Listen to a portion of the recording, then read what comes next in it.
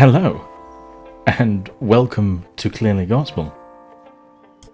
Very first thing, Merry Christmas. We are very happy to be entertaining you today on this most auspicious of days, on the day where we celebrate the birth, the incarnation of our Lord and Saviour, Christ Jesus, when we reflect on the enormity of the very act of God stepping into our reality, and all that he will come to eventually do, and all that he continues to do for us. If you are in any way familiar with my content, ordinarily you will be looking at this rather strangely now. You'll be saying, I'm looking at some sort of video game.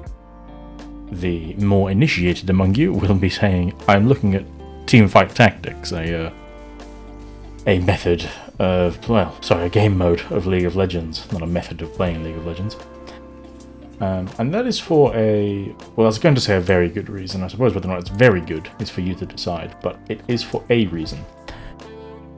And that reason is simply that Christmas is a tricky time, at least in the West, as far as sort of companionship is concerned. Although many of us think of Christmas and we think of wonderful times getting together with our family or getting together with our friends or even our workmates, our colleagues, or with our church, basically some sort of broader societal sort of union is assumed. Sorry, I'm just going to quickly lock in and think about what we want to take. This increases by 1%. I mean, much to choose. This feels good for the first augment, so you know what? We're going to take it. And we're not going to think about it. We're going to sell some of these chaps. And do that. Wonderful. We're in the money, ladies and gentlemen. We will give him that. Alright. Where was I? Christmas. Yeah, there's a lot of expectation, particularly here in the West, but in any Christianized nation really, that it will be a day spent in good company. But the simple fact of the matter is, not everybody has that good company. Not everybody is on great terms or talking terms with their family. Not many people are... not everybody is surrounded or find themselves surrounded by friends and associates, things like that. Some people do have plenty of friends and family, but are kept apart from them, hopefully only for a time. But yeah, still ultimately finding themselves away from that sort of companionship. Or any other, really, hundreds of reasons as to why you might not be with somebody today on Christmas. And if that is the case, it can feel tremendously lonely. There are a lot of stats suggesting that this is some of the time wherein sort of the symptoms of things like depression and just sort of chronic loneliness, or even just sort of incidental loneliness now, are at their worst. And so what today is a far cry from my usual content, as I'm sure you'll be able to tell. It's more of a freeform sort of content, where the hope is today that if I can just be second monitor content, if I can just be a background noise in your house or in your headset, just here yapping away, talking to you about not really anything, then great. My hope is that I can alleviate just a little bit of that loneliness that you're potentially feeling on Christmas Day. Now, obviously, if you are watching this and you are not lonely on Christmas Day, you are just sort of between things right now, or indeed you're watching this video past Christmas Day, also, welcome, obviously. You're not, I'm not kicking you out. I'm not encouraging you to leave as a result of that. You are more than welcome to be here, no matter who you are or what sort of stage or walk in life that you're in.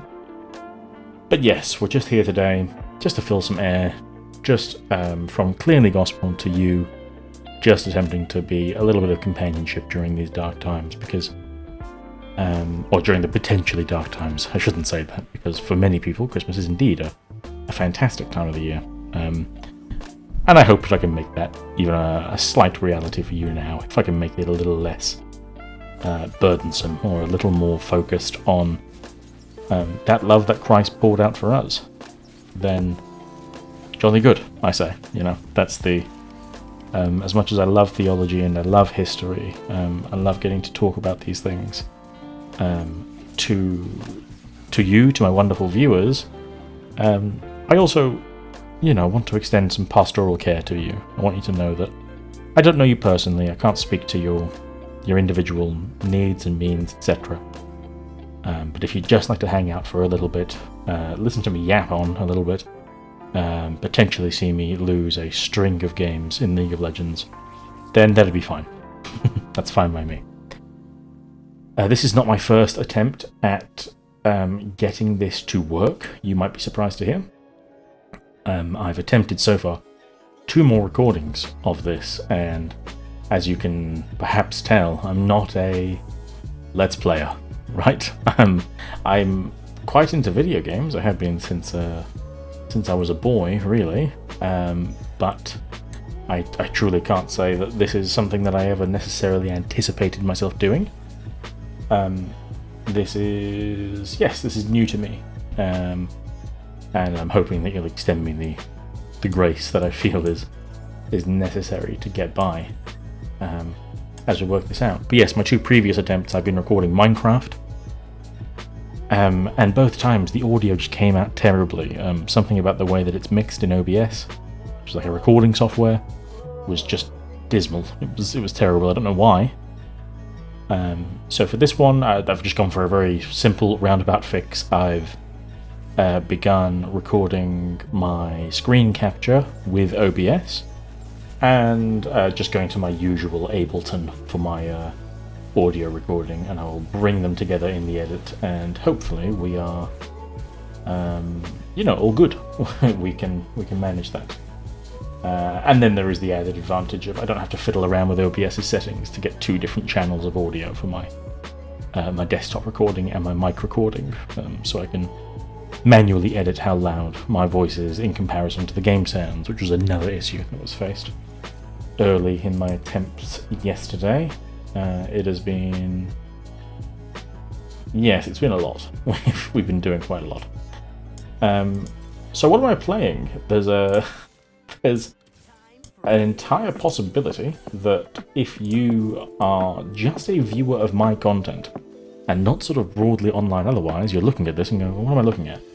And you might have been picking up so far what the idea is. I'm sort of building a team, and you want to build your team around sort of traits that they share. So all of these guys, apart from this fellow so far, all of these guys are called yordles, which are like little gnome guys, and they get a bonus based on the fact that I'm fielding 4 of them, right? And then you assemble your team, set them up, you can give them items that do additional things, and then they do battle with other people in the lobby here, these 8 people here, well, 7 others, myself included. And we just keep sort of duking it out. We get higher levels so we can field more champions, you can re-roll to look to buy new champions. Champions appear down here in the shop. Yes, if you do know what TFT is, that was all just, sort of meaningless, but that was for the contingent of my viewers that are only here for sort of long-form theological content, and they're going, clearly gospel, what's going on? What am I looking at? If all things go well, if the recording goes well, which I will check after this match, I may very well switch back to Minecraft for a little bit if I feel like it.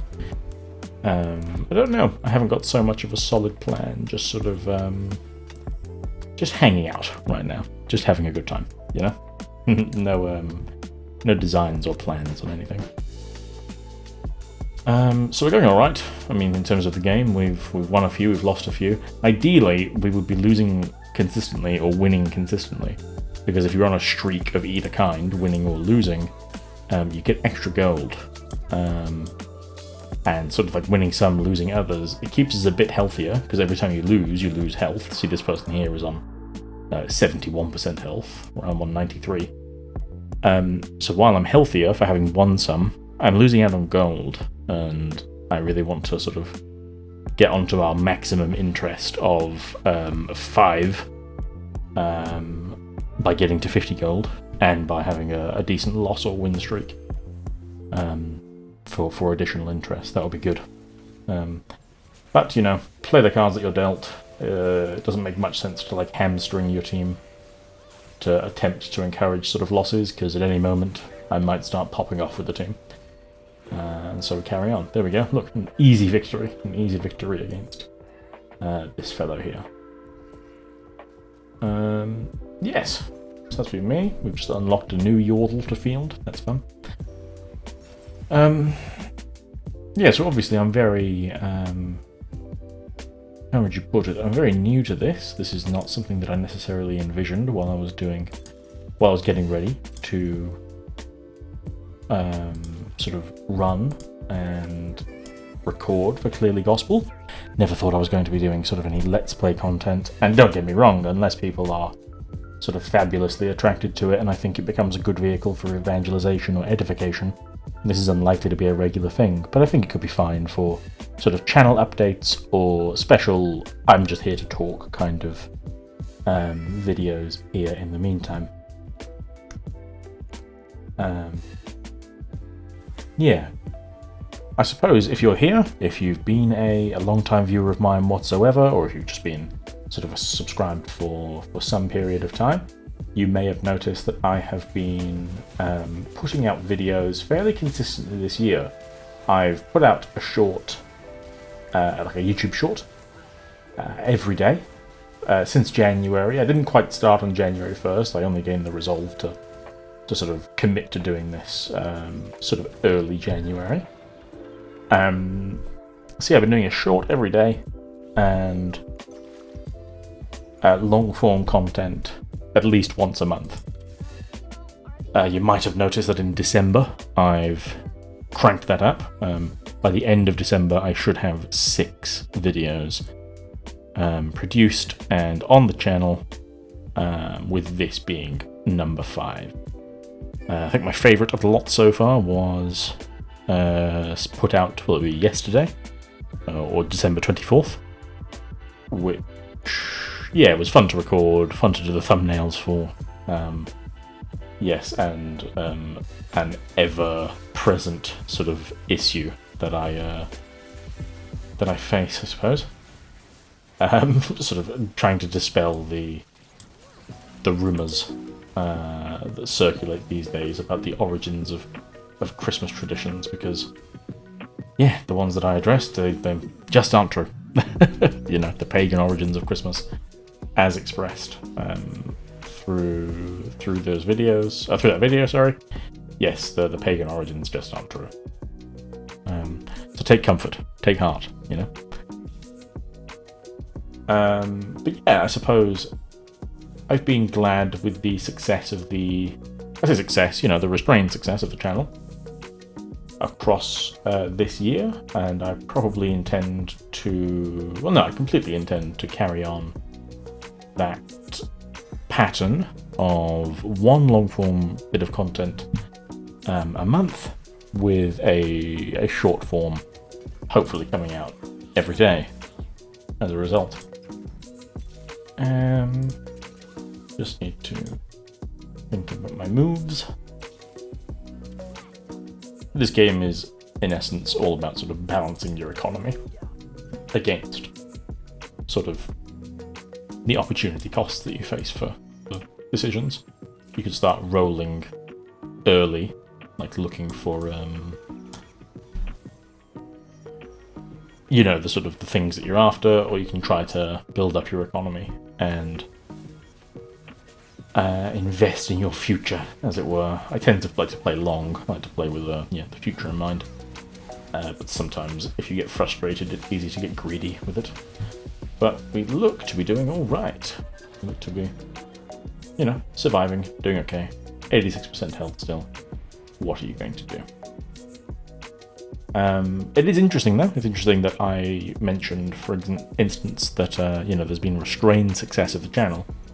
I don't have much of a plan sort of regarding what I consider success to look like on the channel, right? I don't put many expectations on myself for the channel or on the channel itself. I'm just happy to get to discuss Christ, to get to discuss Jesus and God and the way that he's shaped reality, the sort of theological facts about him, the historical sort of information around his church. You know, I love to get to do these things, and it's fun, it's my passion. I love to evangelize, I love to edify, and I love to venerate the Lord. And so it's not as though I've ever really had any other designs, right? Like I'm not looking for a certain number of subscribers, I'm not looking for a certain number of like average views per video. I'm not unfeeling with regards to those metrics. Obviously when I get a great deal of views, for instance, a few of my shorts have had over 1,000 views, I think, oh good, I really hope the gospel message has been carried out well in that video, that we reach people who haven't necessarily sort of heard the good news, or at least in its truest form haven't heard the good news, or what have you. You know, that would be my earnest hope there. But beyond that, you know, the views themselves has never really been much of a consideration of mine. It's not been a desire that rests too heavily on my heart, and I've always sort of told myself that even if I had sort of no real success with the channel, or I think the way I phrased it to myself is, if I never had anyone reached by my content, if nobody was ever evangelized to or edified to properly, then at the very least I've grown in my appreciation and worship of God through the research and the process of making the content. The content became almost devotional in itself, and that would be enough. Now obviously I would like to be able to fulfill the Great Commission. I would like to be evangelizing with this content, and you know, fingers crossed, praying to the Lord. That is working.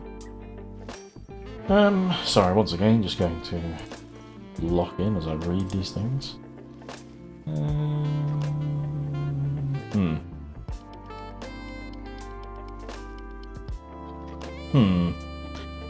going to be risky. I didn't want that. Let's... what should we do? Let us...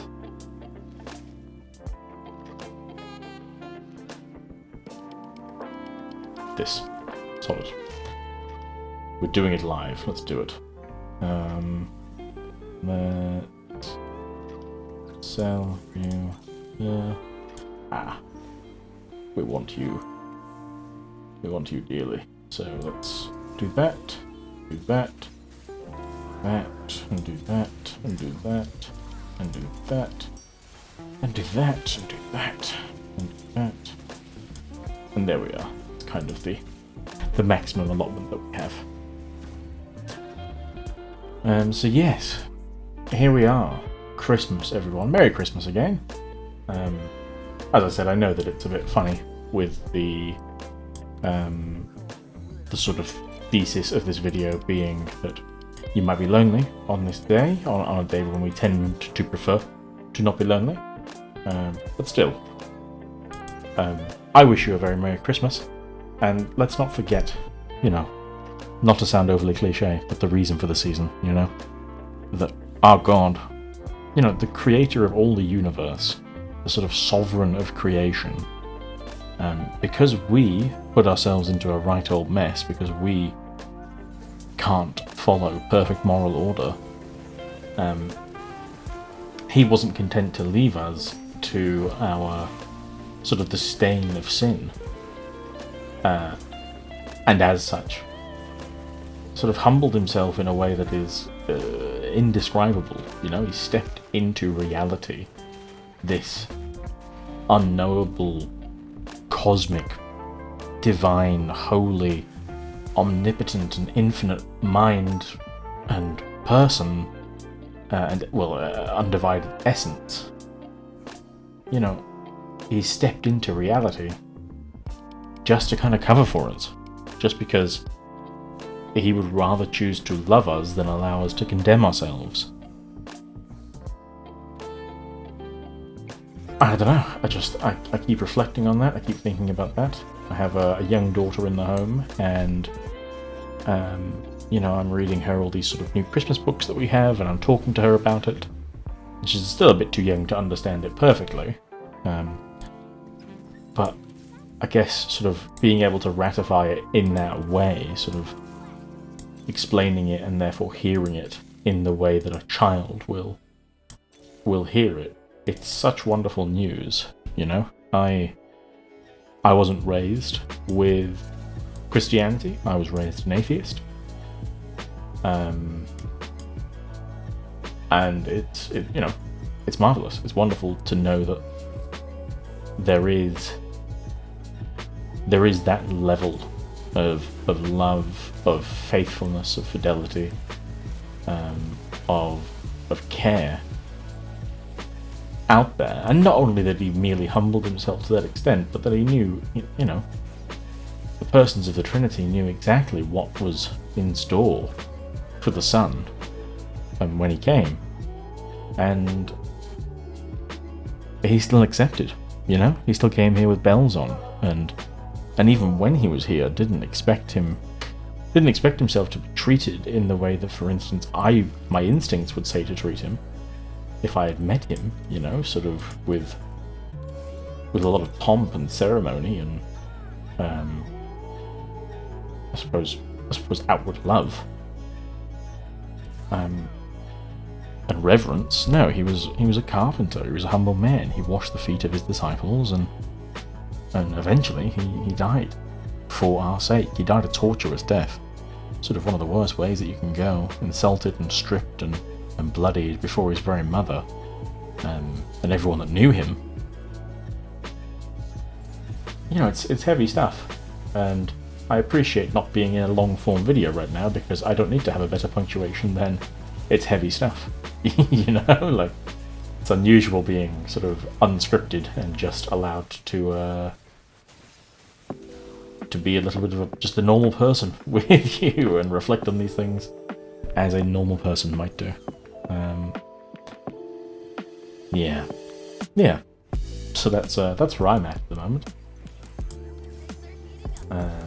Just going to again quickly lock in as I think about the decisions that I need to make to make this work. I'm thinking about giving these guys another defensive item, or maybe even giving her something like that, and then maybe like that. Yeah, sure. That seems good.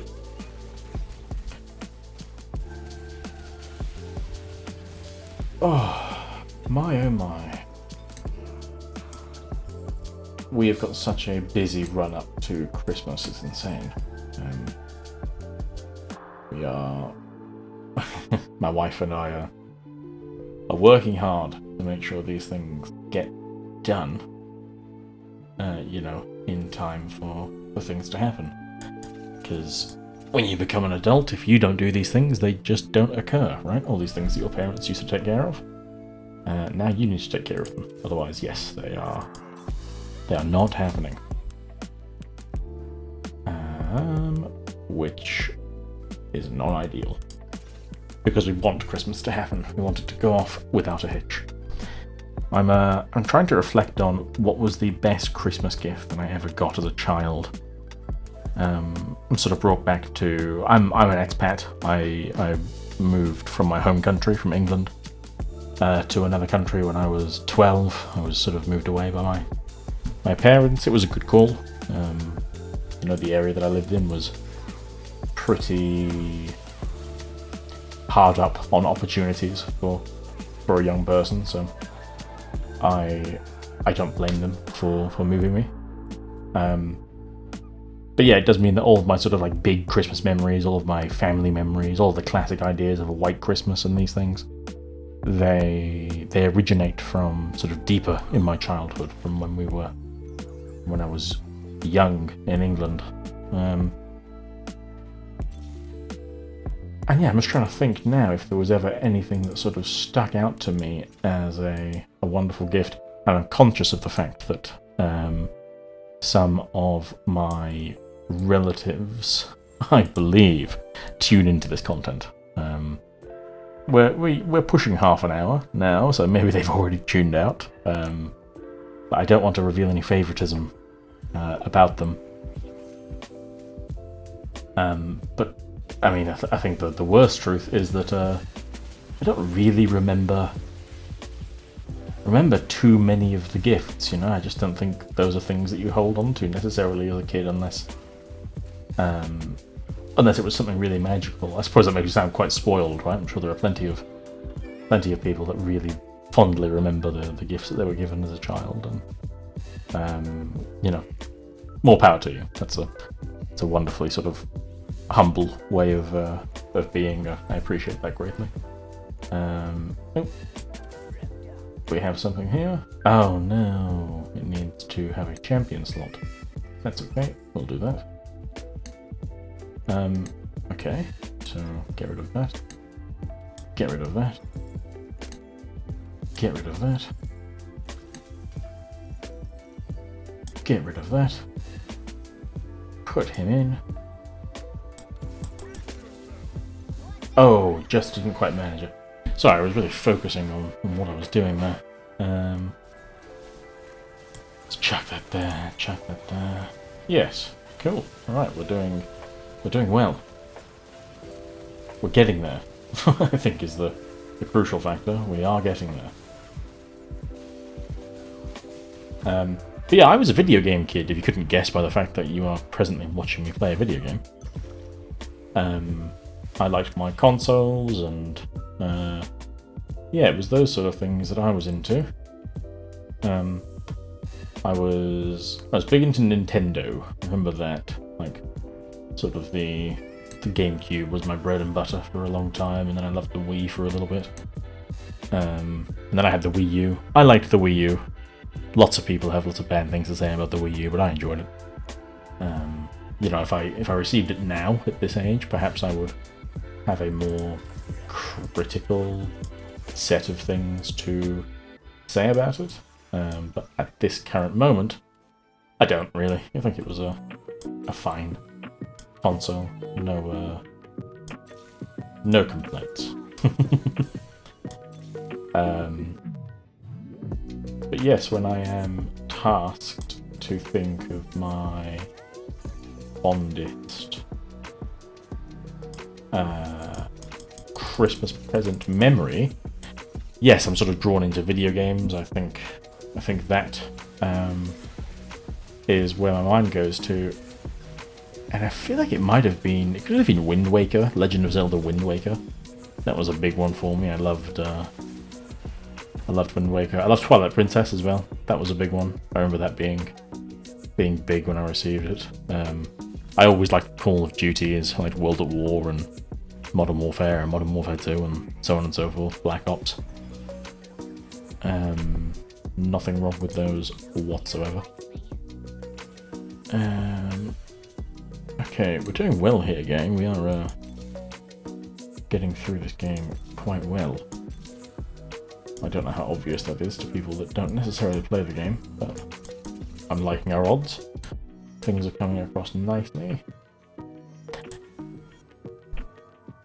Gosh, I'm just now reflecting on how obsessed I used to be with video games. I remember my parents, they were very kind to me as a child, insofar as they gave me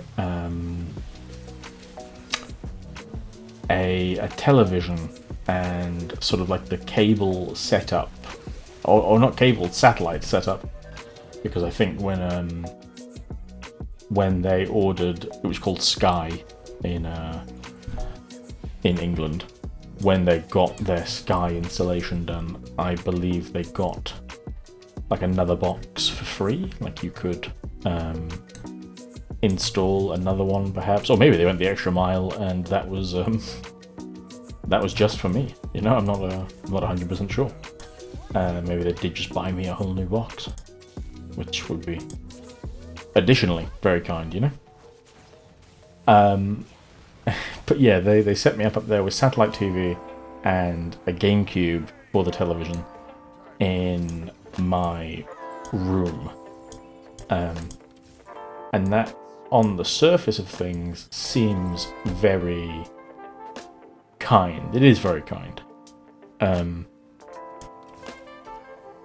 But it really led to me just kind of all hours when I really shouldn't be playing away at the GameCube, playing it constantly, which was, I think, on many fronts not ideal, right? Not ideal for a growing boy to be staying up so late. Not ideal for my schooling, my schoolwork. You know, none of these things were benefited by this decision, really, apart from my enjoyment. My enjoyment benefited greatly. But I remember I was playing so much Super Smash Bros. Brawl for the Nintendo GameCube, which is, for those of you that aren't in the know, is sort of like a fighting game that pits together all of Nintendo's kind of properties, right? So there's Mario, and there's Link and Zelda, and Donkey Kong and Yoshi, and Dr. Mario and Luigi and Peach, and all this. You know, you could play all these guys and fight one another. And I was obsessed with this game. I'd play it all the time. I think I loved the fact that, if any of you have played it, you'll know this. Whenever you'd complete a run, there was a chance for you to unlock a new character. You'd get this thing where like a warning would pop up saying that a new challenger was approached, and if you could beat this challenger, this new character, in a fight, you kind of unlocked them for your roster. And something about that just really captured, I don't know, I don't know. It's almost like it sort of took control of my desire to gamble, right? To want to see what we got next, and to try and see if I can earn them and get them. But it was a good system. It worked to sucker me in like that. And I was playing it day and night. You know, I'd wake up, go to school, come home, do Brawl, just play nothing but Brawl, and then sort of cycle. I would very occasionally sort of play other games, but Brawl was always my return to. Sometimes my father would come and play with me, but I did not need him to. I didn't need him to come and play with me. He could very happily stay downstairs, and I would very happily continue to play away. And it got to the point where I would dream of this game, and I don't mean like dream of scenarios within the game. I mean that I would wake with my hands sort of curled around a controller that is not there, and it's as though I'd been playing the game in my dreams. So just, I don't know, very, very boring, very droll dreams to have, that I'm now dreaming playing video games. But that was sort of how bad it had gotten, and I'd wake up and sort of be not sure if I was playing the game or wasn't playing the game, and then I'd... Wow, well, we've won. We've won our very first game. That fellow is not happy that he lost. I'll finish this story in the next one. We'll I'll just quickly jump over and I'll see you there. Alright, we're back. I'm still a bit uncertain as to how I want to, sort of arrange this or conduct this. It's all not super familiar to me, but we'll carry on.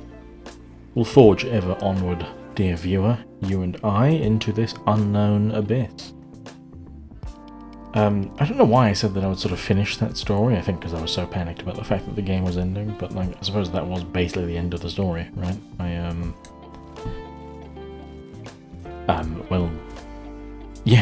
I was dreaming about Smash Brothers, and that wasn't good. That's kind of the extent of how that shakes out, I was hopelessly and woefully addicted. So please, if there are any parents out there, just, limit the screen time that they get.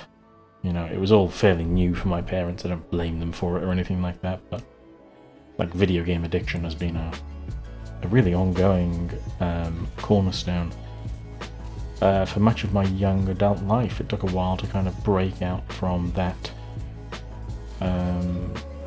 cycle, that trap, as it were. Which is a funny thing to say now that I'm sort of here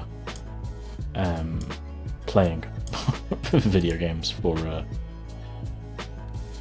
channel here, but hey ho, c'est la vie. It's been a little while since I've felt detrimentally affected by video games or anything of the sort. But it can truly kill your ambition, sort of focusing on anything. It can really kill your ability to develop, your ability to ambition. Your ability to engage with your ambition, I suppose is what I say.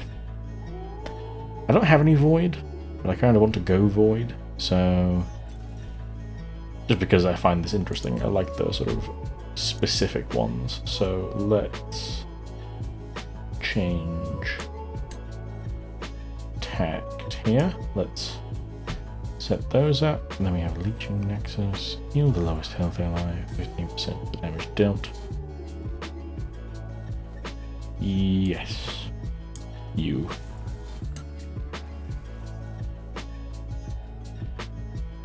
Yeah. So that's my brawl story. That's kind of the end of it. There's no more to necessarily speak of.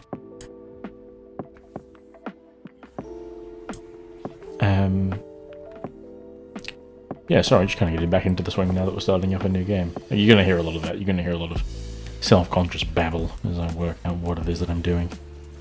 There's this Christmas tradition. Let me set the scene. I volunteer for my church's children's ministry for our kids' church. I love doing that. It's a lot of fun. And there's this tradition that I always try to sort of bring about around now, but it's not even a tradition that I have partaken in. It's a tradition that my mother was sort of a part of in her youth. It was called a Christingle, and I might get some of this wrong. I'm going to hope that I don't. But they would get oranges, as in the fruit, and they would wrap a red cloth around it. The orange represented the world. The red cloth, or the red ribbon, represented Jesus's blood, sort of covering the whole world, as in, sort of he covers the iniquity of all mankind's sin. And they'd put a candle on the top, affixed with foil, and the candle is the light of the world. It's God, it's the Holy Spirit, it's some way there just to represent the divine.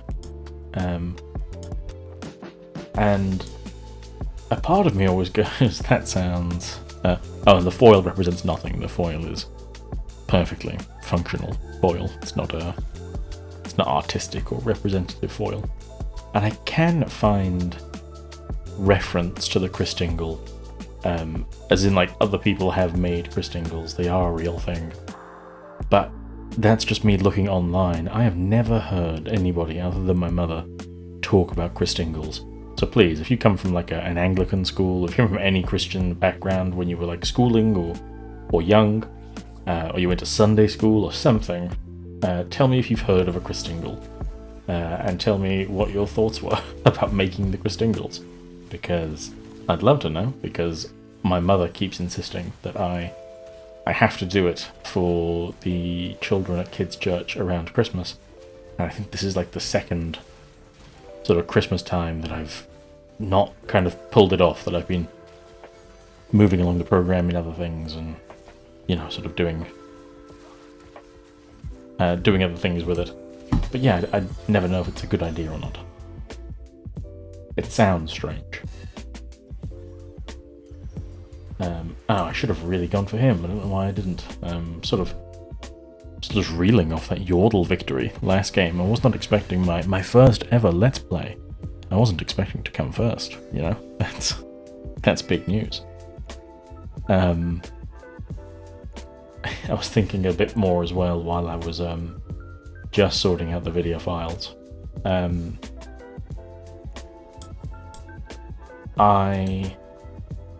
Because I mentioned Wind Waker, right? I mentioned Legend of Zelda Wind Waker as one of my sort of all-time faves. It was definitely like a favourite gift of mine that I received, and I loved playing it. And I just remember, just for anyone that's never played a Legend of Zelda game, they basically all have this central conceit or kind of mechanism where you're like a hero and you clear out dungeons, and when you go to a dungeon, there will be some sort of item, some sort of loot that you get from that dungeon, and whatever you get, it's going to be something relevant to that specific dungeon. It may have application elsewhere, but you're not going to be able to complete the dungeon without the device. So for example, if you're in like a water dungeon, it could be that you need to like sink to the bottom of some water, but you can't get down there quickly enough or for long enough. And so you end up finding like iron boots, right? You find some iron boots, and they allow you to sort of sink to the bottom of the lake, or whatever it is, you know, the sort of the interior water that you're in, the pools, and from there you can... Sorry, you can hear me slowing down as I lock in. I'm not quite, you know, I'm not a Let's Player. I am an old man. This is not a setup that I am in any way used to. So please, you know, grace and forgiveness and patience with me, please. Forgive me my old man ways as I navigate this new reality for the benefit of us all, you know. Consider this your opportunity to just exercise a bit of compassion and a bit of mercy. Yeah, so that's how the dungeons work. They basically all have a sort of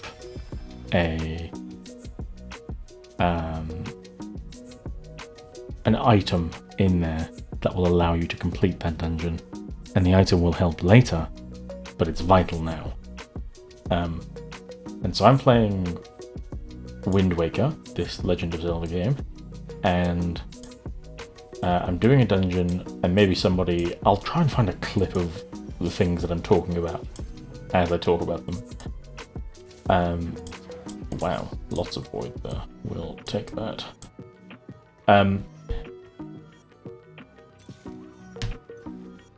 Yes, anyway, this dungeon that I'm sort of in, it gives you like a Gale Boomerang. I think that's what it was called, the Gale Boomerang, I can't remember exactly.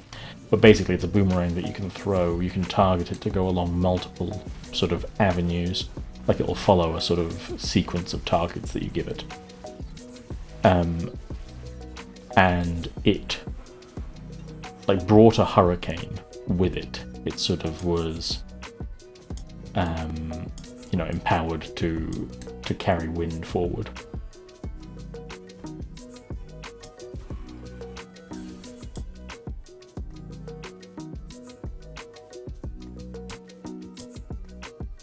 Sorry, just check something with the sound there. I feel like my sound was being very loud.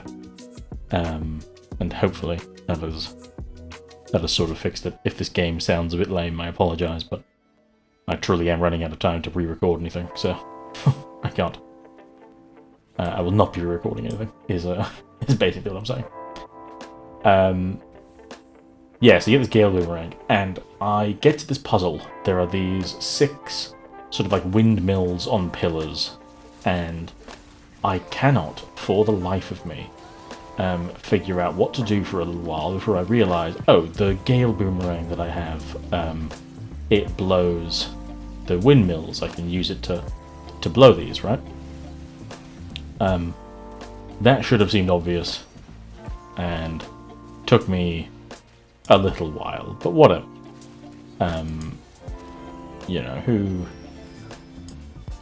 Who cares really?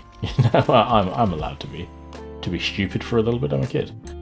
But I carry on playing the game, trying to now solve this puzzle, right? It's not enough that I know, okay, if I throw the boomerang at it, it will blow them.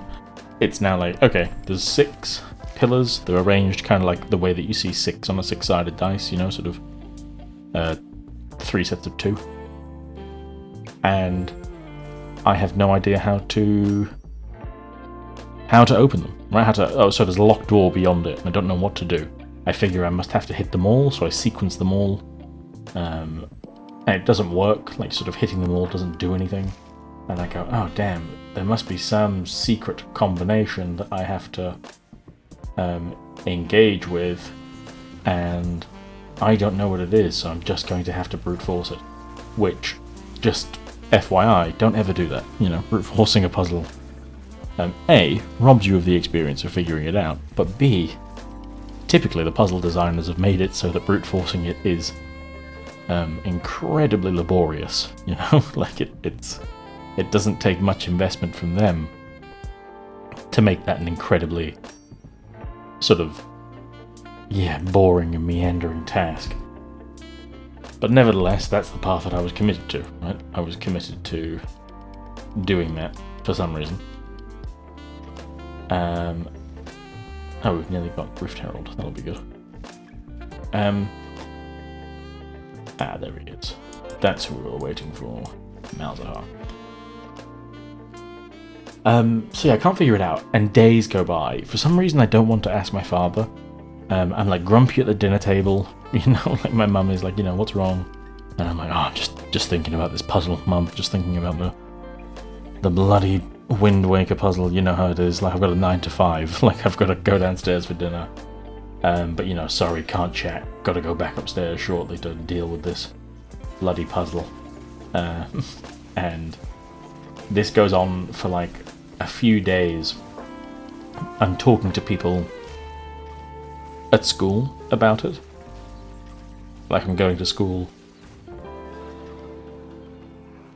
And I don't think anybody else has Wind Waker, but I'm there and explaining to them the setup, kind of like as I'm explaining it to you now, and saying like, yeah, it just doesn't make sense, and I think the game must be broken or something, because this just isn't working.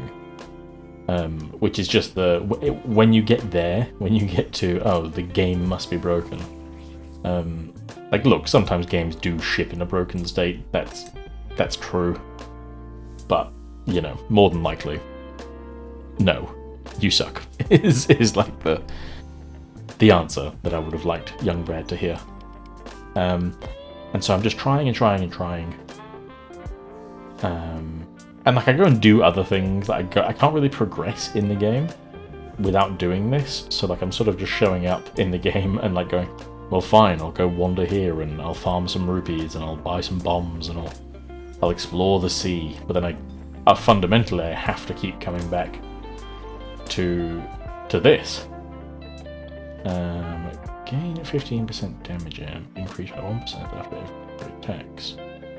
Alright, let's give you that. So there I am, just trying to solve this, and eventually, you know, I've been describing this to my friends, and I've got a friend called Luke. He was a good childhood friend of mine, and he lived very close to me. He lived just like sort of up the street from me. And one day it's too much. I asked my parents, you know, can I go to Luke's? But I will be returning, right? Like I'm not gonna be gone long, go back soon. And they say, okay, fine, you can go to Luke's.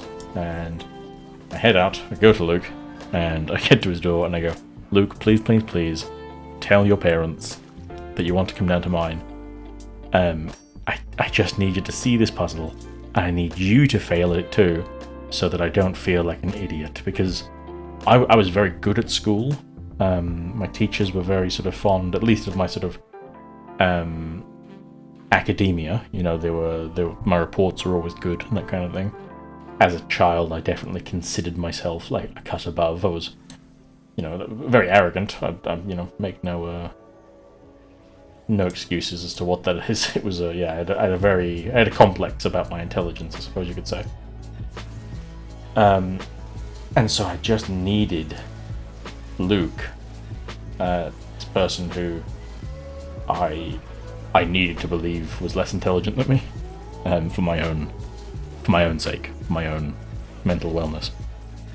I needed him to come over and also admit that he couldn't do it, so that I knew I wasn't alone.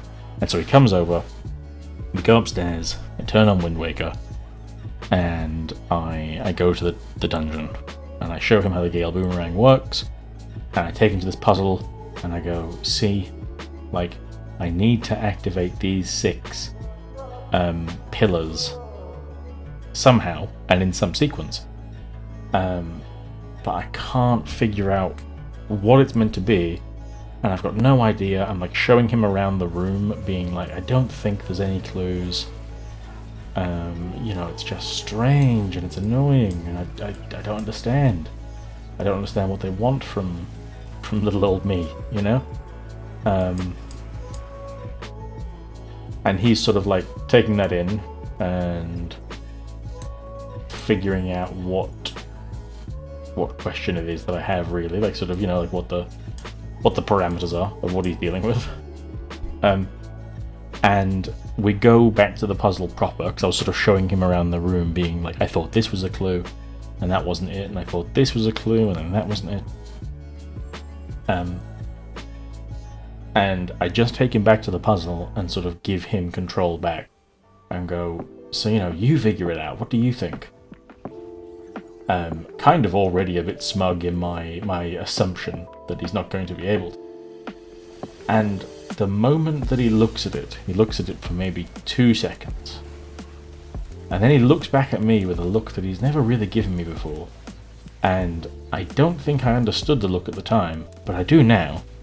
And he was looking at me like I was the stupidest man on earth, or the stupidest boy on earth at least. He was going, what? Like, surely I must be missing something for how stupid this is, because it is so abundantly obvious to me how I would solve this. And you know, that's what I see in his eyes. I see all that and I go, oh no. And I just look at it.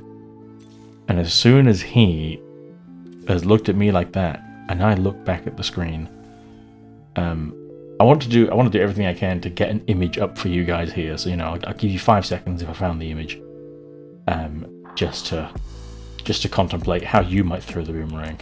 So, you know, 5 seconds starting now. Either I just cut out the time there because I couldn't find an image, or you saw the image and you obviously immediately inferred what it is that you have to do. If your answer was, oh well, no, I'll assume I couldn't find the image. There is a giant Z on the ground connecting the points of like 4 of the pillars, right? So first of all, you don't have to throw it at every 6 pillar. Oh, sorry, all 6 pillars. So literally none of my attempts could even like randomly stumble upon the answer, I'm pretty sure, because I was always activating too many pillars. And secondly, yes, there is just... I hate saying it now, it makes me feel sick. There is just a giant Z on the ground. Z for Zelda. Z for the Z targeting, which is the mechanic that you use to like lock on with the Gale. There is this Z on the floor connecting sort of at the vertices, sorry, 4 of the 6 pillars. And Luke just, very politely just goes, oh, do you not just throw it in the Z pattern? And my ears were going red. I was furious. I was like, how do I begin to cover for this? How do I begin to cover for my idiocy? And I was sort of like, oh, do you really think they'd make it that simple? Like that obvious? And he was like, well, maybe. Like, yeah, like, would they not? I don't know. And I was like, oh, because, obviously, I've already considered that, but I just didn't think that the answer would be, something so clear and obvious, but, oh, whatever, let's give it a go.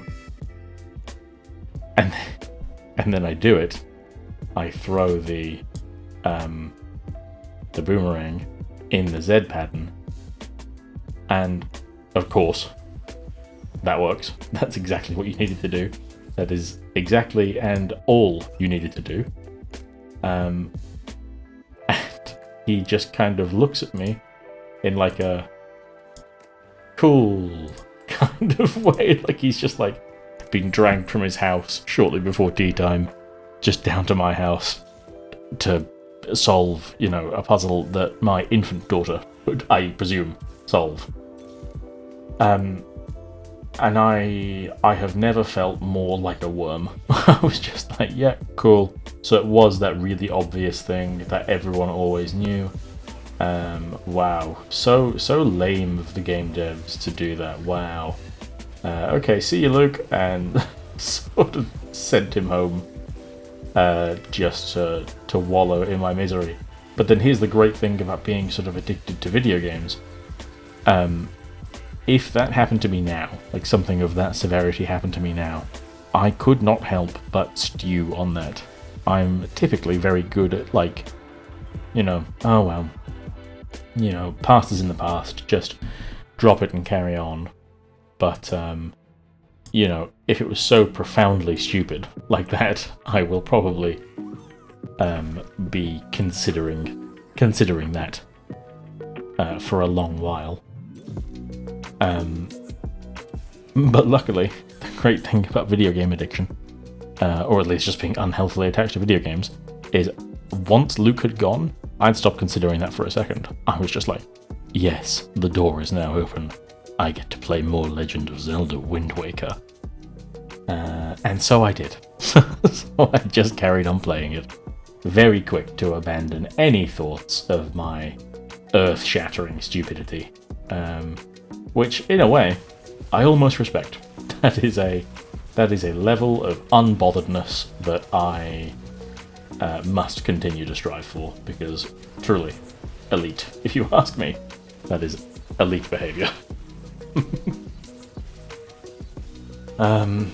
Yeah, but I don't know, just one of those things. I suppose we all just have blind spots, right? We all just... Nobody knows everything. Which feels like a weak excuse to not spot the Z on the floor. I really don't know why I didn't spot the Z on the floor. I really should have. Oh, man. I'm kind of thinking about the videos that I'm already going to make now in the New Year's. I'm already kind of a bit excited to go like, oh, what is the New Year going to bring? What are we going to do then?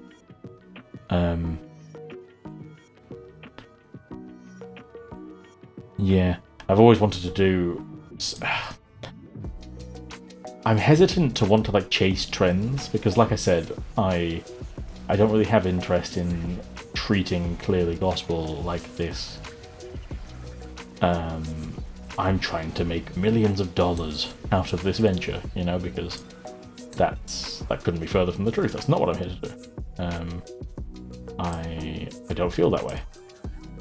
But then there are certain trends that I see that I do like the look of, right? Like tier lists are all over YouTube right now, and I've been thinking about doing that for some time, like a sort of what would you even call it? I don't know, because my first instinct was like a Christian denomination tier list, but obviously at Clearly Gospel I keep things fairly denominationally agnostic, so that would obviously reveal my sort of preference in a way that I don't want it to be revealed. And then I thought, oh, maybe I could do like sort of Christian heresies ranked on how close they are to being like true, right? Like sort of how egregious they are. But then I saw a video of that recently. I kind of Googled it to see if it was an idea that had already been committed to the what do you call it, to the YouTube sphere, and yes, I believe it has done. I believe some bright spark has already had that idea before me. So yeah, I mean, open call if anybody's still here, still tuning in this Christmas. If anybody has any ideas for things that they might like to see on the channel going forward, then yeah, let me know. I'm curious as to the sort of sampling that you guys can offer, you know? There's only so much that I can get from looking at an analytics page, you know? The YouTube analytics is good, but not wholly comprehensive, you know? It's not gospel, as we might say. Been considering doing like sort of podcast and radio style stuff as well. I don't know, it's all very up in the air. Right, put her there, wonderful. How do you get an emblem? You need a spatula and a bow. That's a...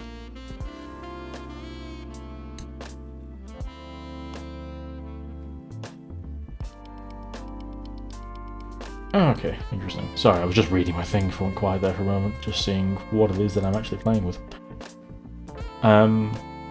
It's worth pointing out, sorry, this is late in the video to be pointing this out, but like the idea behind this isn't wholly sort of belonging to me. This does come from a source, as it were. I do, and I think it's worth thanking him. There's a League of Legends YouTuber that I really enjoy. He's called Ross Boomsocks. I'll link him in the description, I suppose. And just to be clear, I'm not linking him out of like a sense of he in some way represents, you know, any... Oh, he took the void symbol. Sorry, I was really distracted, just thinking, please don't take the void symbol. I want the void symbol. Damn, that's annoying. Okay, let's do this.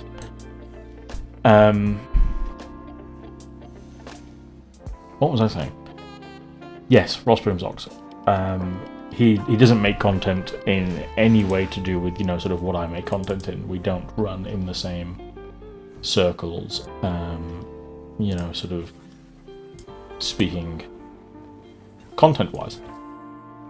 But yeah, he's a League of Legends YouTuber.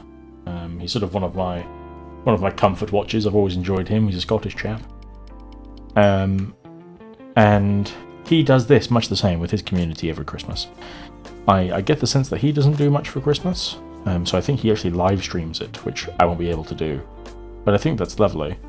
I used to worry about like, oh, is this not like parasocial? Is he not sort of encouraging the people in his chat to have like a sort of a relationship with him that is one-sided? And so like if I'm to sort of take inspiration and try to put out the same goodwill that he's putting out? Am I just participating in that, in like a sort of parasocial paradigm? But the thing is, I don't think so. Like, when you sort of go on to analyze it, like, he doesn't do anything to pretend that he is friends with the people through his chat, and you know, that's the same here, right? Like, I don't know what you're going through. I don't know if you're someone that's watching this on Christmas Day. I don't know what's brought you here today, and not your friend in that way, right? Like, I don't know you. I just, you know, we feel one another through this screen, through this barrier. But conversely, I do still hold love for you, dear viewer. You know, you are a fellow man of mine, a fellow human, and it's to those exact people that we are bid to love. Even if you're someone that, if we spoke, we actually might disagree on a great many things. Well, you know, Christ himself tells me that I am to not only love all men and to love all my neighbours, but to love my enemy also. And so that's when I kind of realised that no, like, I'm genuine in my desire here for you. I just want you to feel, you know, a little less alone this Christmas. And that's not something that needs to be, like, run away from, right? Like, I can freely admit that I wish for you to not be alone, and to get to spend a little bit of time in the clearly gospel space, community. I don't know if we're a community. There's only 200 of us. But if we all got together in a room, 200 is not small, is it? So maybe I should think about that. What do you need? Let's do this. We're going to make a bit of a desperate play here because we have to.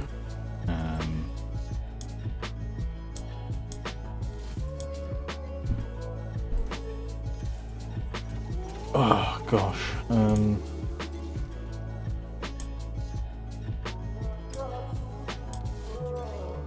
Maybe that'll do something. I don't know.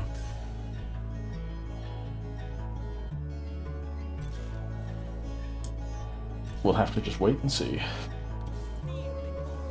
Godspeed to my little guys. Godspeed to them.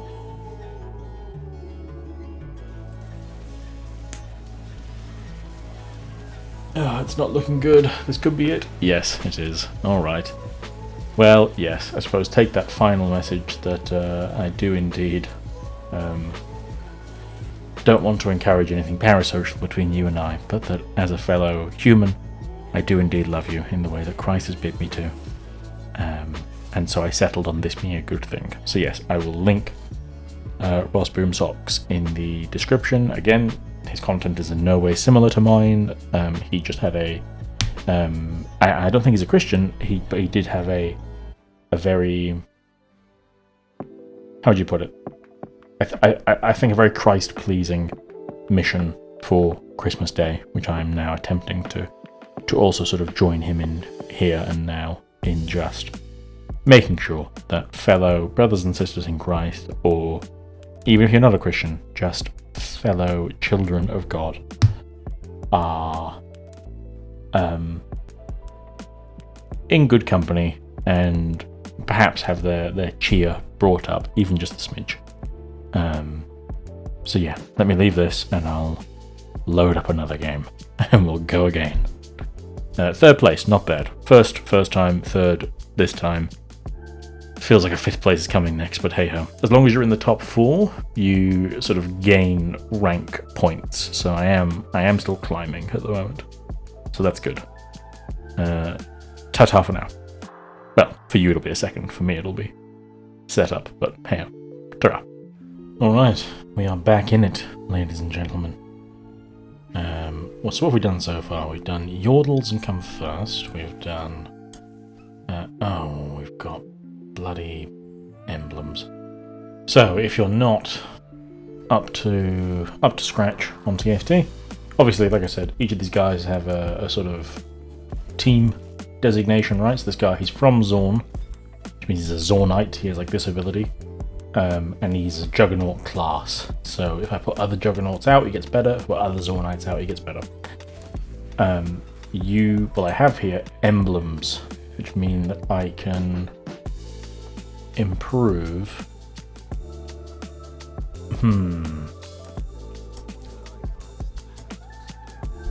Like, I can make another champion. So, like, for instance, he's Zorn and Juggernaut. But if I wanted to, I could put these on him and also make him from Ixtal, also make him a quick striker, and also make him a gunslinger. That's probably a bad idea to do that, but just trying to think how we're going to go about this.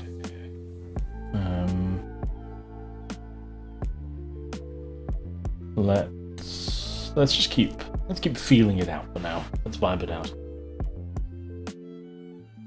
Ixtal 1, 2, 3, 4, 5, 6. Okay, so if we max out Ixtal, that'll be good. Because you need an emblem to max them out, right? Like, it maxes out at 7, and there is only 6 champions naturally.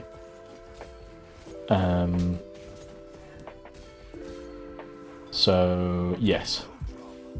So you need an emblem to make them work fully. So we'll do that. Won't do that. Won't do that. Will do that. Alright. And here we are. We're already kind of underway. We've got the Ixtal. Let's put it on him, I suppose. Let's do that.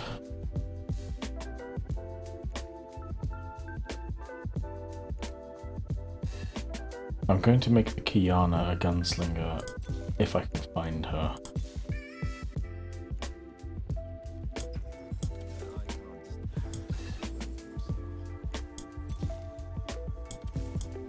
Bugger. Alright, well hopefully I win this.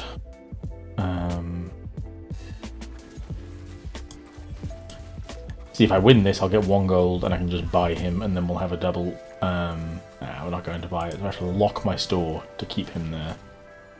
And then we'll do that. That'll be fine. Yes, I know. We lost. Boo-hoo. I was kind of hoping for just a normal game this time around. I was just going to try out, like, maybe Zorn. But here we are instead. Just being punished for our crimes. Let's put her out because it means that I have a gunslinger out there as well. And we'll go from there. I don't think Ixtal has a quick striker. No. No, not really. Okay, well, I guess I'll just put that on somebody and they just get the 10% attack speed, and they dash and heal. Oh, that could be good for Kiana as well, actually. Maybe we'll just load her up with emblems. That'll be interesting.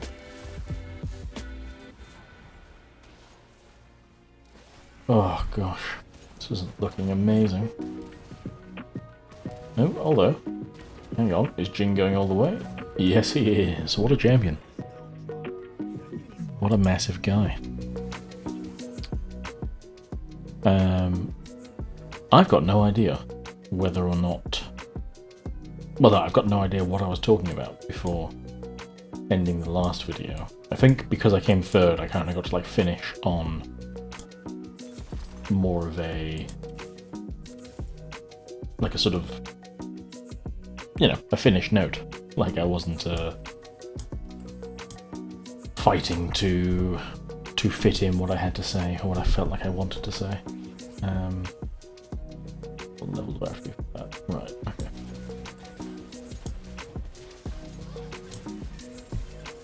So I've been very quiet. I'm just kind of thinking about much of the game. Hopefully whatever background music I choose to use is entertaining enough for you all by this stage.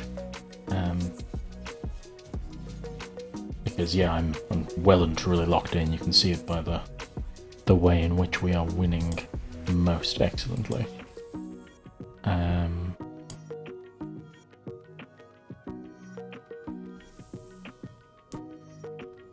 I'm now just, by the way, I'm stuck in pure nostalgia. I'm trying to think of sort of other strange occurrences that happened to me as a child, and these sorts of things. I'm also hesitant to advertise too much, you know? Like, I'm not trying to pour my soul out here. I'm not trying to trauma dump for anybody. That's not the move to go for. I suppose, you know, it's Christmas. I'll speak within the season. I'll stick alongside those lines. Lots of people. I think there's a lot of discourse around Christmas films, but specifically whether or not Die Hard constitutes a Christmas film. Now, I feel like I remember that debate popping up on Friends, like the sitcom Friends. I think it was in there. I can't quite remember. But I've always just kind of felt that anybody making the argument, and I'm sorry if you hold the opinion, but it feels like anybody making the argument must be making the argument in bad faith, because surely it is not enough for a film to be set during a particular time. And that's all that qualifies it, or all that's required of it to be a Christmas film. Because if you accepted that premise, like, then The Green Knight, you know, like a trippy Arthurian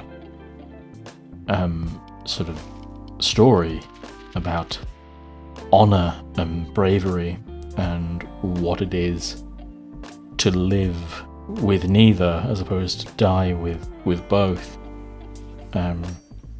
and these sort of big elemental questions, then that's a Christmas film, because it all begins with a Christmas game, you know, like, and that is weird. I suppose the perspective of those that see Die Hard as a Christmas film, they would have to say, well, yeah, it is one. It is a Christmas film, because it takes place, or at least it begins, at Christmas. I suppose it also technically ends at Christmas, because he finds the Green Knight a year on from when he's first challenged by him. If nobody here knows what I'm talking about, if nobody here has watched The Green Knight, please. That is a clearly gospel-approved film. The Green Knight is fantastic. I've got people sort of in my ear who run in more, let's say, conservative circles, and they did not like that an English knight, Gawain, was being played by a darker skinned fellow. But I really wanted to sort of tell them, like, please just reserve your criticism, whatever that is, and just go and watch the film at the minimum, because it's fantastic. Like, it's a great film, even if you hate the casting for legitimate or illegitimate reasons.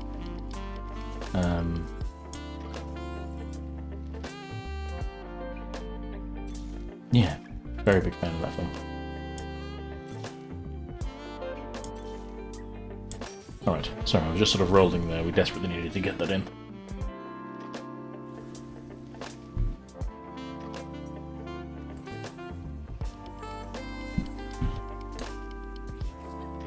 Oh, goodness.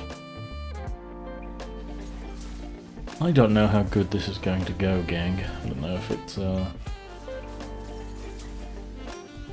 yeah, if we're going to manage this. It's up in the air right now, I'd wager.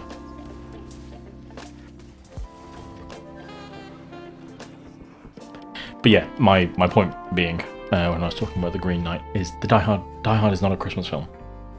It has nothing to do with the concept of Christmas. It is simply in Christmas time.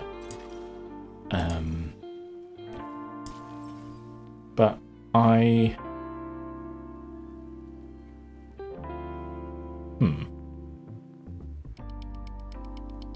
no, I won't do that.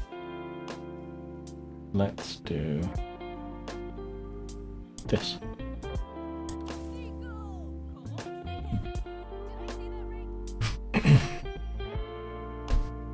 subscribe to this as well. That could be interesting. Oh man, this is yeah, I'd love to hear what you think about the Die Hard situation. If you're still here, get into the comments, and you know, I mean this genuinely. This is a place of learning and respect and love. If you truly feel in your heart of hearts, in your bones, in your soul, that Die Hard is a Christmas film, and you are not just being facetious or sort of going along with a bit of a trend or a meme or whatever, then you know, lay out your reasoning. Let me know why, because I am curious.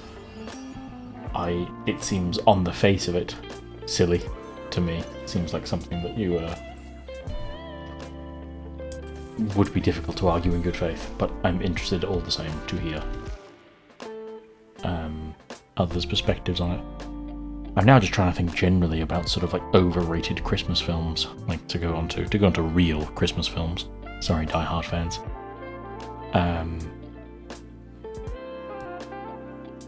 But yeah, I'm trying to think if there's ever any film that comes on that I think is overrated around Christmas time. I am a big fan, and I hope my grandfather, hope he's watching, because I'm sure, well, I know he agrees. I'm a big fan of the Muppets Christmas Carol, and I'm very much into the sort of filmmaking process and the and acting processes. Very much interested and enamored by these things for a good long while. And I was watching recently this interview that Michael Caine did to do with playing Scrooge, Ebenezer Scrooge, in the Muppets Christmas Carol. You know, the sort of the retelling of Dickens's iconic, classic story. And he brought up something that was so funny, where he was like, you can't play it being a human on a set with no other humans. You are just with Muppets. I think that is true. I think he's the only human on screen. I don't think there is another human that's ever seen on screen. I think it's just him. He's like, when you are the only human on screen, your instinct is like, all the Muppets are here and having fun and being goofy. Your instinct is to play it fun. But there was an online post that I loved where it described his performance as playing it as serious as a car crash, and he does. He just is this Scrooge. He's a mean old man, and he plays it deadly seriously, and it's great for it. And he explains his rationale in this interview. He's like, the Muppets are already the funniest guys on the screen. You're not going to become funnier than them. You can't become funnier than them. Like, you know, that's their sort of domain. There are teams that go into making the Muppets funny. You're just the guy. What you do have is that you are real, right? You are a real person, and so can respond to things like viscerally and in a real and kind of genuine sense. And so that was all he had. He had the fact that he was real, and that was it. And so he's going to have to play it serious as a car crash. Those aren't his words. That's the words of an internet commentator thereafter. But yeah, I don't know. I just find that to be a very interesting perspective on sort of figuring out how to act alongside these zany characters. But it kind of shows. I like whenever an actor has reason for the decisions that he made. I still remember I did drama in years 10, 11 and 12 in high school, and I loved it. I really loved what are we going for here? Reroll the shop 6 times. Use 4-player combats. Let's just do that. And we'll go 1, 2, 3, 4, 5, 6. And there we go, quest done. Yeah, I loved drama, and I can't remember which year this was in. I think it was in year 12, maybe? Like our last year of school. They took us... No, I think it was year 11. They took us to go and watch down at the... like the sort of the city... what did I pick? Bikes. The city theatre. They went to go and take us to see Death of a Salesman. And it was a good production. I enjoyed it for what it was. It was good, and it was, nice of the school to organise that sort of thing. I think it was a good way to show people that were kind of aspiring to be actors, like, hey, this is what it looks like to sort of do this. And I don't know whether or not they knew that there were students in the crowd and that's why they were doing this, or if they were always going to do it and that's why the school booked. But they had a Q&A after it, and there are two, just to give you a bit of an acting lesson from the chief actor in your vicinity, clearly gospel. There's a lot of ways that you can break up like schools of acting. There's lots of ways that you can kind of study or commit yourself to acting, but the ways that we were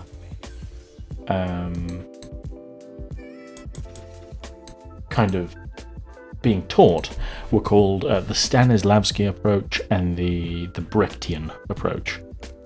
And Stanislavski, I'm going to be really shorthand.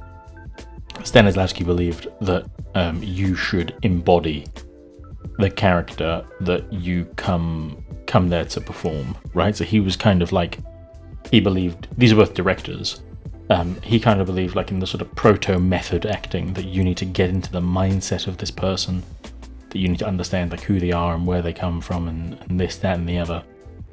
And in doing so, in immersing yourself in the role, you will put on a better performance. That's how you'll get the best out of yourself as an actor. Whereas Brecht kind of sees actors as little different than just more props on the stage, right? Like, they're just there to perform a purpose and then sort of move along. And so, like an example of like a Brechtian approach to something might be... Sorry, I just had to read this quickly. Completing a quest before combat ends grants you a new one at the start of the round. Oh, right, so if I spend these, I get the boot. Okay, let's do some more.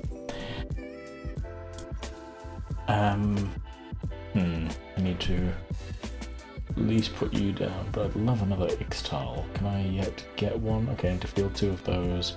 Oh, and I need to put a gargoyle stone plate on a non-tank. So, I can't do it now. Okay, we'll do it later. That's fine. Yeah, basically, imagine Stanislavski would want you to wear like a costume. If you were going to play like Galileo, he'd want you to have like a Renaissance Italian costume on. Whereas Brecht would be happy for you to kind of like be wearing a black shirt with a white sign around your neck that just says Galileo, right? You're just there to like tell a story, in essence. Whereas Stanislavski is like, you must be Galileo in this instance. So anyway, that's like, those are the two main theories that we're being taught. There are obviously other theories that can sort of define acting, but very often, yeah, they'll sort of come up against that same divide of like, are you method or not? And we go to watch Death of a Salesman. We watch Death of a Salesman, all good, and they do a Q&A at the end. And that's what I was saying earlier, that I don't know if they knew students were in the crowd or if that's why the school chose to go, is because they were doing this Q&A. But they were doing a Q&A. And the actors all came out and they took their bow, and I put my hand up, very confident, sort of, energetic young man, and said, when you guys are preparing for your roles, do you find that you are adopting like a Stanislavski kind of approach or a Brechtian kind of approach? And they just looked back at me kind of quite blankly. I understand now that it's entirely possible they they came out from totally different ways of thinking, that like they weren't concerned with these two particular auteurs. That's entirely possible, and more than likely, and this high school kid might just be asking them something that is completely irrelevant to their day-to-day. I respect and embrace that for them. That's fine. But they just kind of collectively looked over to me and were just kind of like, I don't know, just shrugging as it went. And like looking down the line, I could see them like seeing if they could like pass it off to somebody else, or if anybody else wanted to field it. And they just kind of ended up being like, yeah, I mean, we just basically don't really do any of that. Don't do that stuff. And just kind of left me, this young man who thought that he wanted to go into acting at the time, or at least considering it, just kind of go, oh, okay. Very cool of you. You've subtly crushed my dreams here, and I bid you adieu. Goodbye. And that was it. That was the day my dreams were crushed. No, that was not the day my dreams were crushed. That's fine. While your strongest Nico is alive, your strongest Nico cannot be targeted by basic attack. Dang, it's 50% durability. That's not bad. I don't hate that.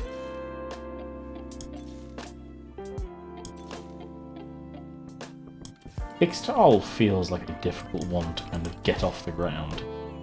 Doesn't feel, very responsive. I don't super enjoy it. I guess I need to make that Nico tankier in order to keep my Nidalee safe. That seems like the go.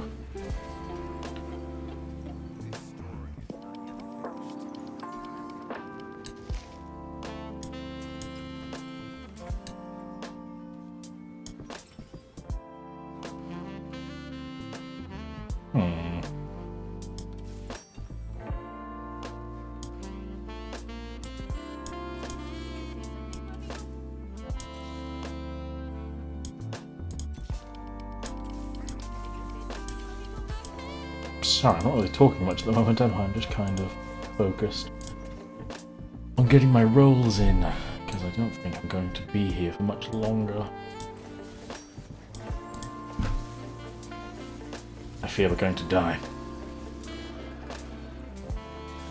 And this time it's going to be a death right down at the bottom of the leaderboard. We're not going to climb anywhere. Is my humble fear. Oh no, he stepped out first. Yeah, this is it. Oh, damn it. Damn and blast. 7th place. Alright, well, I've spoken to you of my failed acting. I think we'll at least do one more, and then maybe call it there. So I'll see you in a flash. Alright, welcome back. Well, I say welcome back. Welcome back to me. You've been here the whole time. Alright, so we've got Briar. Let's try Noxus. Forgive me, I'm going to open up a can of White Monster. There we go. There we go. Now I'm officially a gamer.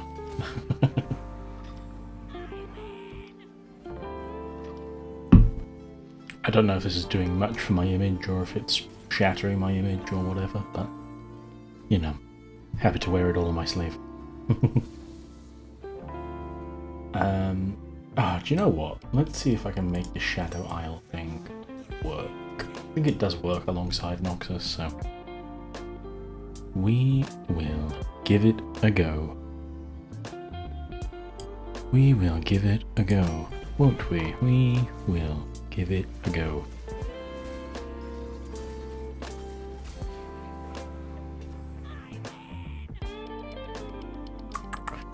I'm kind of looking forward to seeing how the edit on this one goes, as I've been sort of illuminating and trying to make clear. This is all very new and exciting for me, and yeah, I think I'm kind of just looking forward to seeing how it all shakes out. But that includes the editing process. I've got to imagine. Because what, I want to put up a little graphic earlier for that Legend of Zelda thing that I was talking about, the bloody Z puzzle that I couldn't solve as a child. And, well, what else? I want to... Sorry, just thinking about these.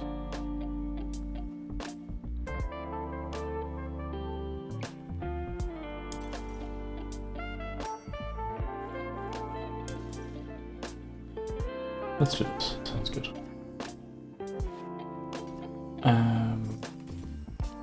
Alright. I want you to have some items, so when I star you up, you're already here. That's not ideal. Those aren't what I wanted. Let's do that. That's fine. Go on, give me something Noxus. Is there any other? No, there's not. Cheap Noxus. Bugger. Alright, it's fine.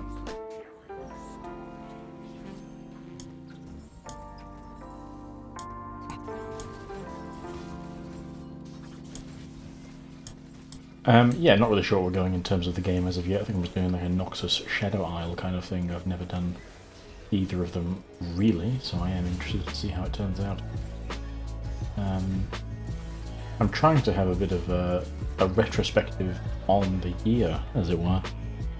And think about how things have gone on the channel sort of thus far.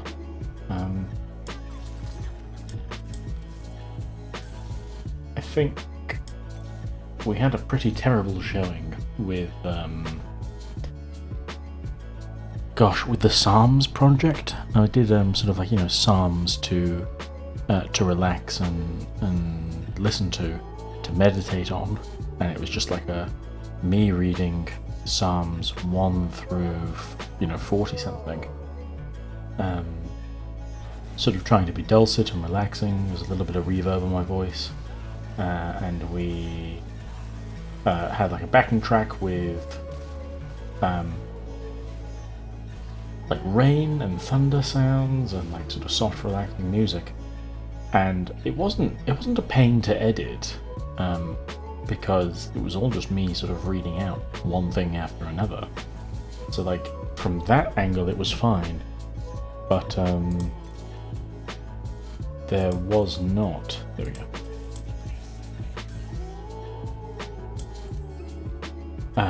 Yeah, there just wasn't a lot of love for it. It got very few views, it wasn't pushed out. Like, it had really low views, but it had really high impressions. Impression click-through rate, which means that the people that saw it clicked through on it, but then it only had like, I don't know, like 3 views or something. That meant that YouTube just wasn't pushing it out to anyone. And that kind of leads me to go like, well, why? What did my Psalms video do to you? Why isn't it getting pushed out to anyone?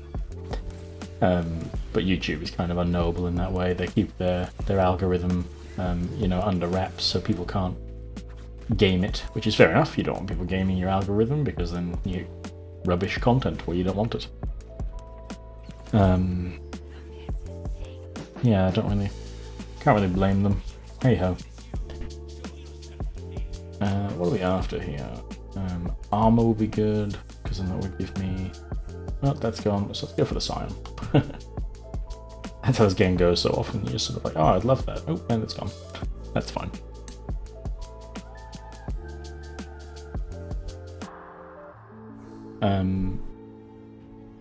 Yeah, I think that video was our sort of low point of the year. And then I think the Old Testament in X number of minutes was my sort of hit success. There was I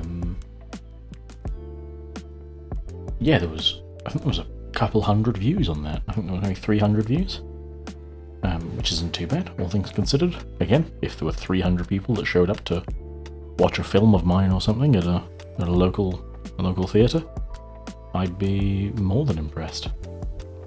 I think it's very easy, and this goes to you, if you're a content creator, or if you're in the online space at the moment, it's very easy to get swept up in the numbers that are being spoken about by the people that you hear the most. If you listen to other creators, they're talking about numbers, and you're seeing them hit numbers that are in the millions.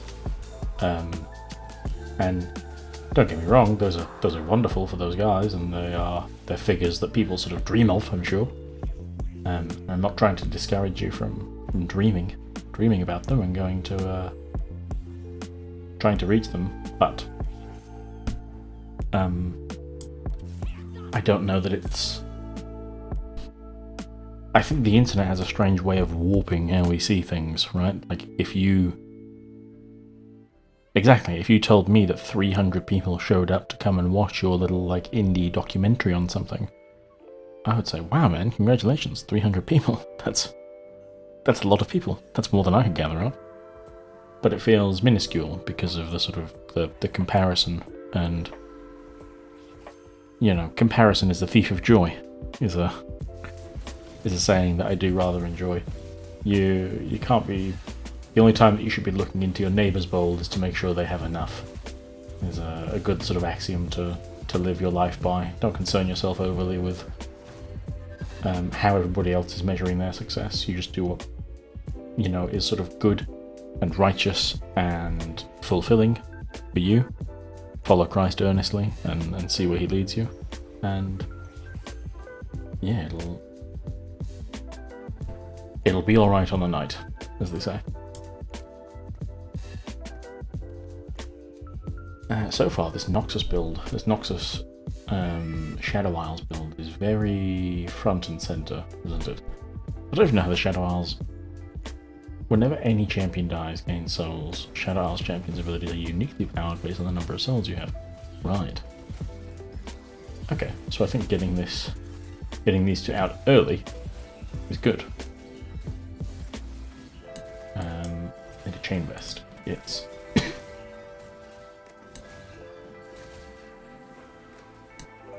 And a sword? Yes.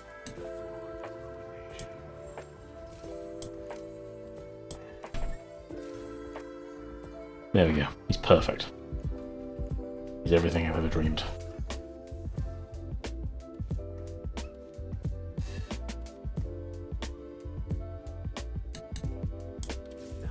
Oh, cool. Got our Noxus Quick Striker. That's important. There. Now we've really come online now. That's gonna be big.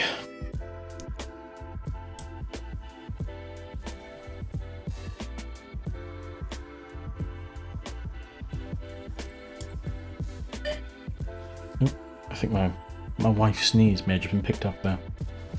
You heard the Mrs. Clearly Gospel. I was debating with myself whether or not I would identify myself by name on this in this sort of video. It's unusual when I refer to myself. Like, if I refer to myself in the third person in my head, I'm trying to refer to myself as Clearly Gospel.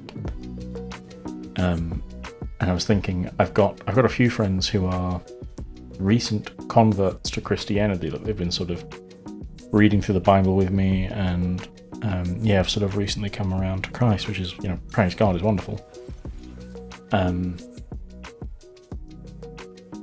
But hang on, let me read these. Keep on going at 10xp. Ah, interesting.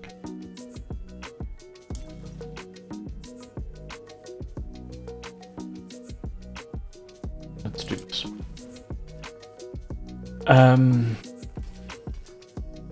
yeah, and so I've been thinking about sort of doing a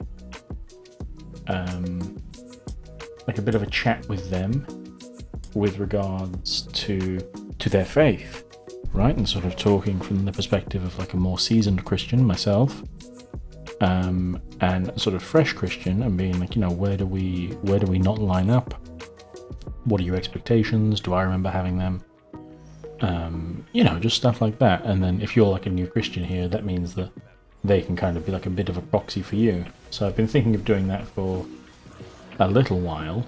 But yeah, a question that I sort of had was like, would I have them refer to me as my name, the birth name my mother gave me, or would I have them just call me Clearly or Clearly Gospel or something like that? And it wasn't evidently clear. These are my friends that I've known. Some of them I've known since I was a child, and some of them I've known for many years.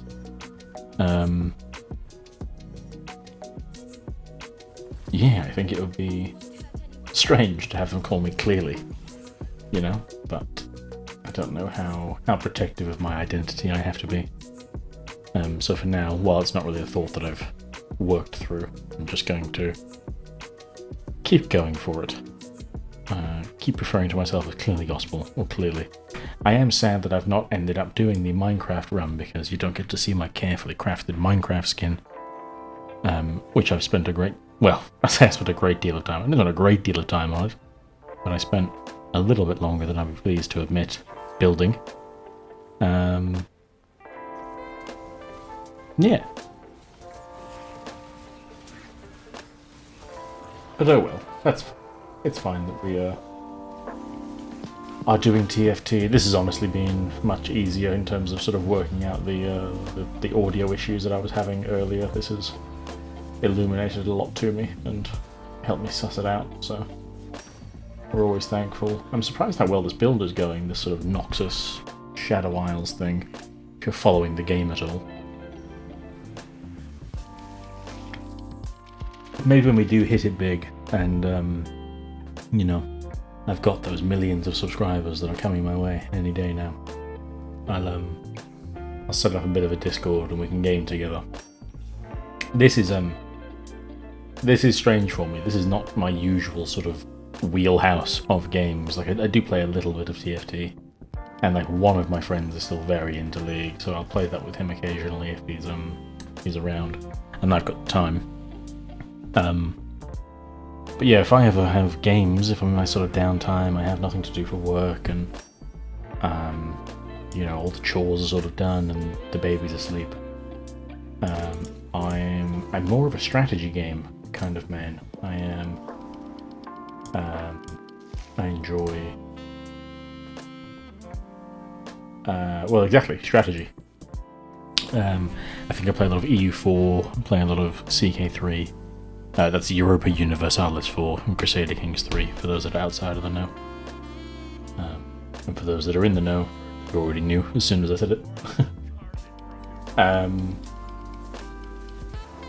But yeah, I play a lot of those games. Those sort of tickle my fancy much more than this. And I suppose in like in the auto chess genre that TFT is, I suppose this is somewhat of a strategy game, but I'd feel like I was insulting my other strategy games by referring to this as a strategy game outright, yeah,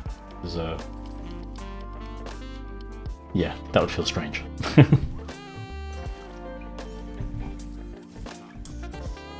But I tell you what, we are killing it. We're doing well.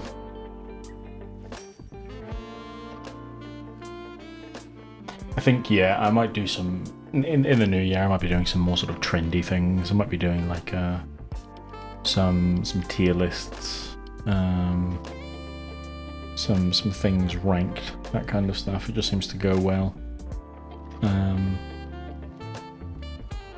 But yeah, I have to have it all sort of constrained within is it genuinely edifying? Is it genuinely evangelical? I don't want to just kind of chase trends for the sake of chasing trends.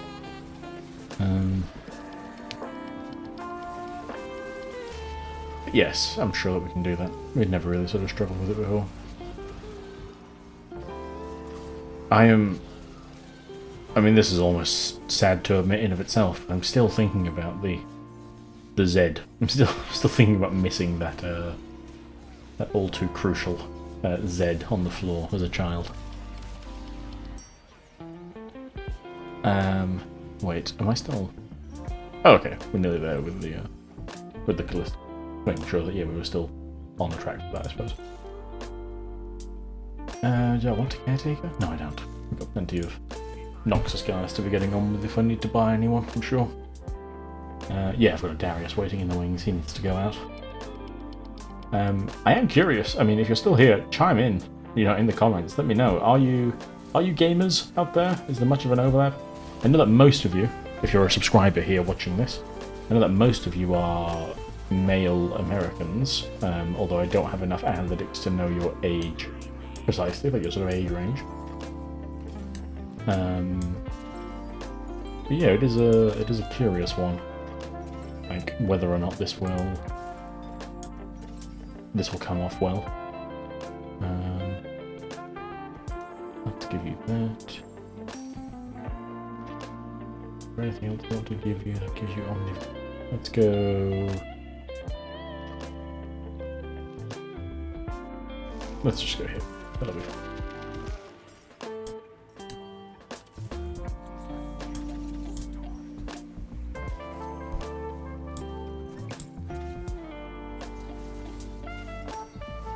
I wonder if this is going to take us all the way again. I wonder if we're going to start on a win and end on a win. That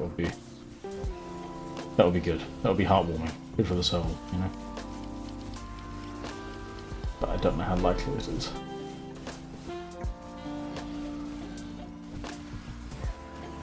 Well, it's not well reflected in this one, but there we are.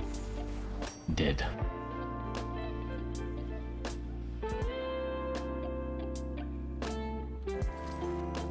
Callisto unlocked. Yes. There have been quite a few videos this year that haven't made the cut. I guess I'm just doing it in year retrospective now. This feels oh, choose one of 4 dark weapons. Dark weapons. The dark phrase. Okay, let's do that. Interesting. Dark inside. Sorry, I have to read for a moment. Staff, bow. Okay, so the side, right?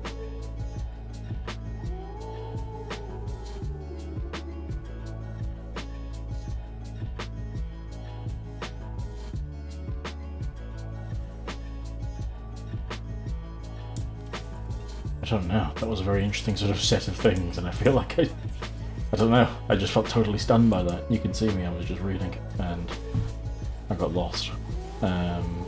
Did I? Cool, I have unlocked that darken. That's good.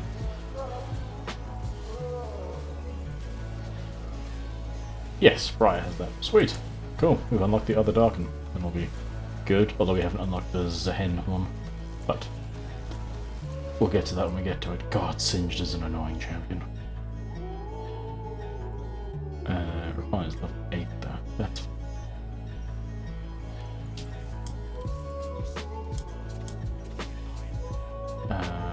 Shadow Isle.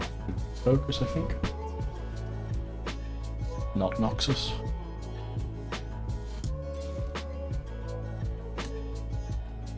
This is an attack caster. Okay. Fair. Fun. Fair and fun.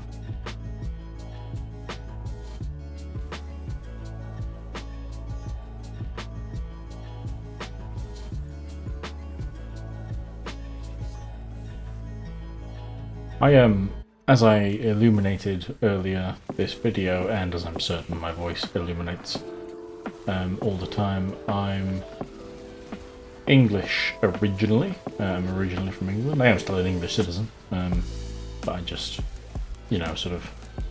I had someone at church ask me once, when I was sort of quite new to church, he sort of asked, like, you know, because he heard the English in my voice and said, like, oh, okay, so you're an immigrant over here. And I said, yes. And he said, like, you know, what do you, like, identify as in your heart of hearts? Like, are you still English or what? And I thought about it for a while, as I did used to be quite proudly English, and I've not, England hasn't sort of like fallen out of favour in my heart or anything of the sort. But I just answered him. I said, I think I'm a Christian. I think that's the way that I would sort of identify. And he said that was a good answer. And I thought, okay, good. I'm doing well at church. That's something that is good and normal to want.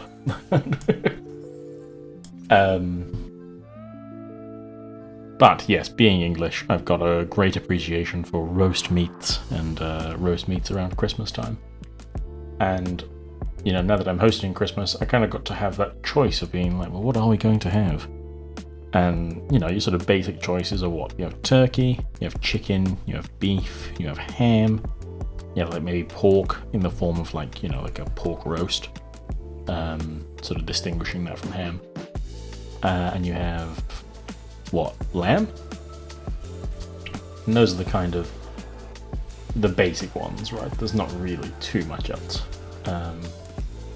that's on offer.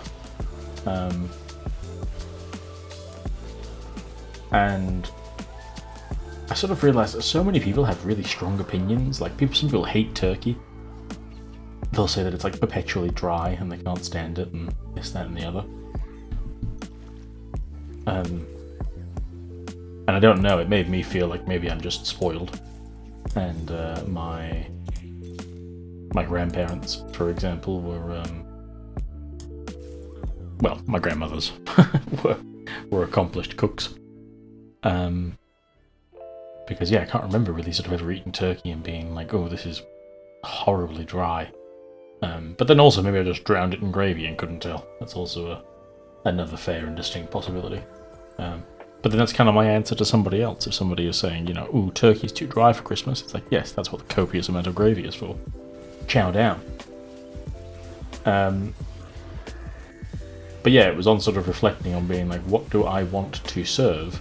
I realised that I don't really still have a favourite of the roast meats. I'm kind of very much a centrist, sort of middle of the road, straight up and down. I'll do anything. I'll eat anything.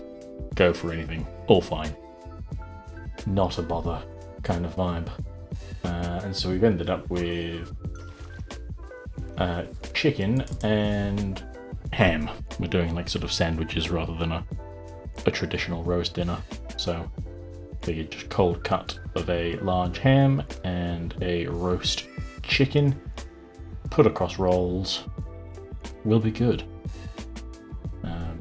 But yeah, I don't have it in me to have all these strong opinions about roast meats that people online seem to have. Where do you guys find the time to be so interested in the eating habits of?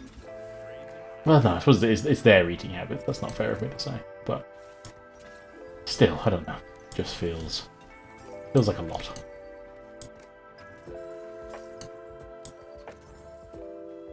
Oh gosh, this is difficult. This is a fair amount already. Okay, so I want Winthus on him, and then Spirits Visage on him, an extra guides belt, and then oh crap! It put somebody on. Who did it put? Oh, another Scion. Well, that's okay. But yeah, I would have rather it done somebody else.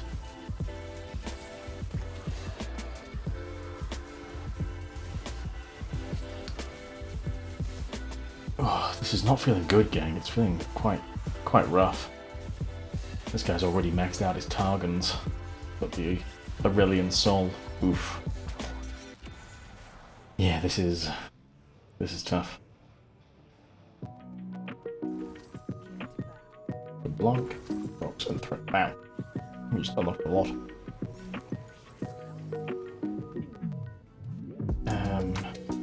Alright, let's do this. Do we want all of these? Shadow Isles, yes, and in fact, you instead of that. And then maybe if I sell you, grab you.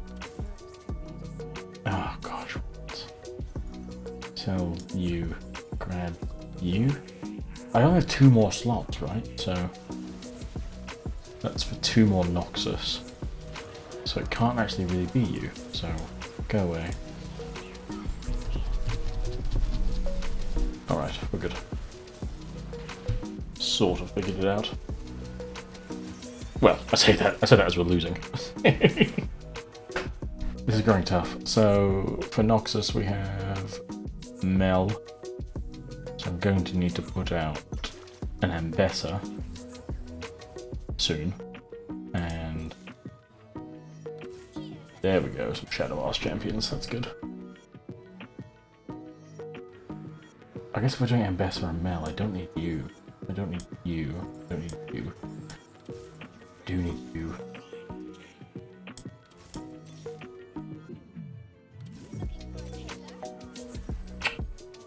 I just want this last Scion. That's all I want. And then he'll be perfect in every way.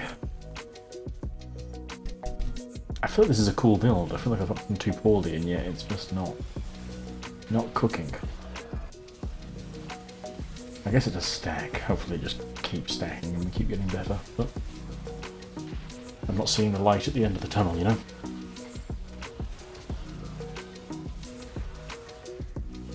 Hopefully I will do soon. Come on, Draven. Come on, Draven. Stop sleeping. No, don't die. Oh, we're so close to death. Alright. Let's see what we have. Gosh, we're on 1. That's not good. There's another Ambessa there. Do we need to go for that? Put a Quicksilver on someone. I don't have an Ambessa out yet.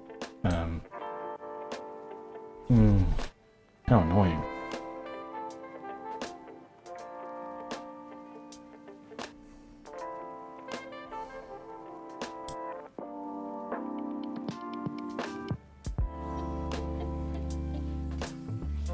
Let's sell you. I just kind of have to go rolling a little bit. I need to try and find this Scion.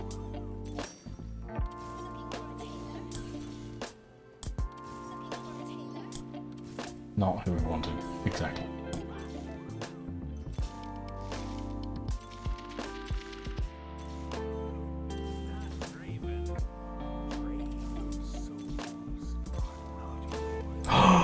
No way.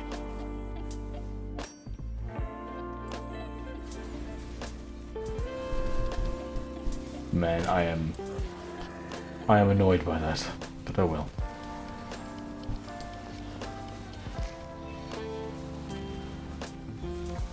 Oh, that could have made all the difference if I'd had a 3-star Scion, maybe, I don't know. Sorry if you were in this for the chatting as opposed to the game chatting, because I feel like the last 10 minutes of that was just me commenting on the game. I hope that wasn't too distracting. Or distracting? Off-putting? Not what you're here for? Not sure. Listen, I'm so glad that you stopped in here for a little while today. I'm well aware that this is not as polished as it could be. This is my first time sort of going about doing this. But if this in any way sort of benefited you, A, you know, sound off, let me know. But B, I hope that, you know, I hope that your day has been improved somewhat. Even if, you know, far from entirely, as I'm certain that it won't be. Christmas is such a massive day for, well, you know, for us as Christians, but also even if you're not Christian, if you're just living in a Christianized nation, it's still a very large sort of day, and I want to let you know, no matter where you are in your walk with faith or otherwise, that yeah, God is a God that loves you, and that there is a time to talk about our sin and our shortcomings and our failings and the rightful punishment of those things. And in fact, you can't really quantize God's love in a real and meaningful way without acknowledging that. That's all true. But that's not the focus here today. The focus here today is that God did so love us that he sent his only Son. He incarnated the eternal Word of God into the flesh of a newborn babe in a manger, in an occupied territory, in inclement conditions, to face extreme difficulty, born to itinerant parents, kind of rejected and harmed his whole life, living humbly, even though he has the right to the King of Kings, he has the right to the throne of heaven. He lived humbly among us to show his love for us, with the full knowledge that he went out to die for us, that our sins demanded a serious penalty, and so he cut himself off from the Father and died a tortuous death for us. From all persons of the Trinity, that is an incomprehensible love. I would encourage you to go and watch the What is Christmas video in the holidays playlist to get a fuller understanding, at least of how I'd sort of put that forward. But that's the short and narrow of the Christmas story, as clearly Gospel is ready to present it. But yeah, I want you to remember that you are loved by the sovereign of the universe, right? The creator of all, the very essence of reality, loves you and wants you here. And well, yeah, dear viewer, I love you and I want you here, and I am happy to say Merry Christmas. This is Clearly Gospel not signing off for the year. Hold out for this Sunday, where we will have our final Advent series, and it is there that we'll sign off for the year, but sort of preemptively signing off for the year, giving the Christmas sort of roundup. It's been a wonderful year. Thank you for your patronage and for your attention. I hope that you have a blessed day. I hope that God blesses you. And I wish you a very Merry Christmas, and certainly a Happy New Year, where we will continue to be here with the same constancy that we have been this year, is my earnest hope. Thank you for your time. Thank you for watching. Take care of yourselves. Love one another. Behave. Thank you.